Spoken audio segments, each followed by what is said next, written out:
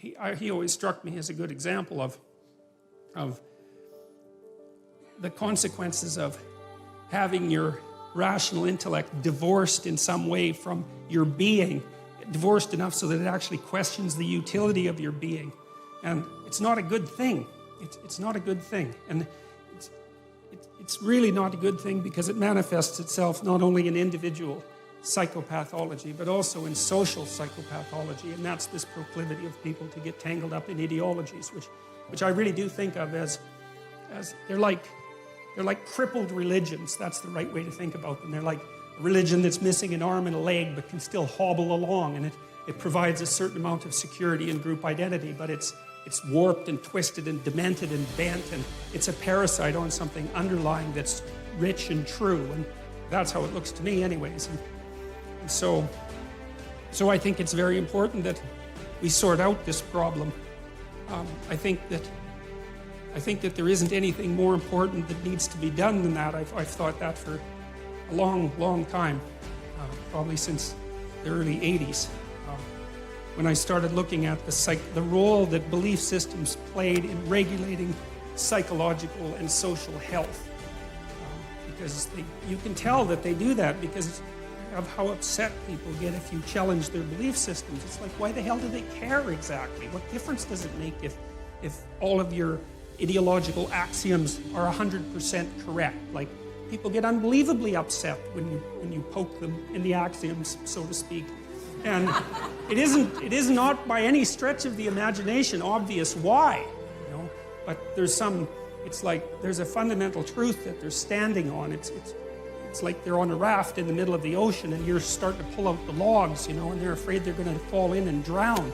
It's like, drown in what? And what are the logs protecting them from? And why are they so afraid to move beyond the confines of the ideological system? And these are not obvious things. So I've been trying to puzzle that out for a very long time, and I've done some lectures about that are on YouTube. Most of you know that. And some of what I'm going to talk about in this series you'll have heard if you've listened to the YouTube videos.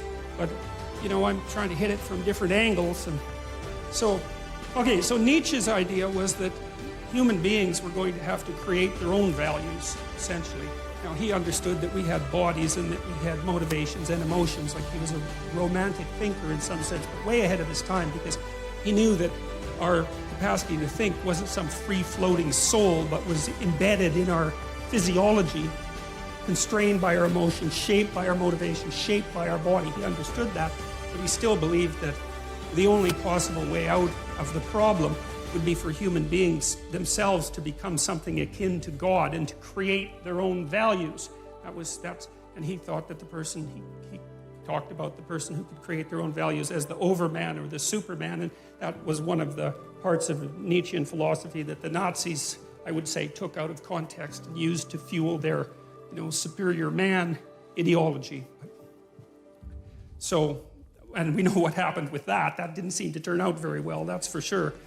And see, I also spent a lot of time reading Carl Jung, and it was through Jung and also Jean Piaget, who's a developmental psychologist, that I started to understand that our articulated systems of thought are embedded in something like a dream, and that dream is informed in a complex way by the way we act.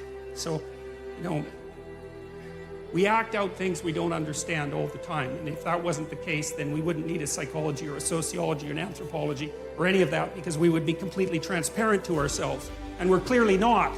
So we're much more complicated than we understand, which means that the way that we behave contains way more information than we know. And part of the dream that surrounds our articulated knowledge has been extracted as a consequence of us watching each other behave and telling stories about it for thousands and thousands and thousands of years, extracting out patterns of behavior that characterize humanity and trying to represent them partly through imitation, but also through drama and mythology and literature and art and all of that, to represent what we're like so that we can understand what we're like. And that process of understanding is what I see unfolding, at least in part, in the biblical stories. And it's halting and partial and awkward and contradictory and all of that, which is one of the things that makes the book so complex. But I see in it the struggle of humanity to rise above its animal forebears, say, and to become conscious of what it means to be human.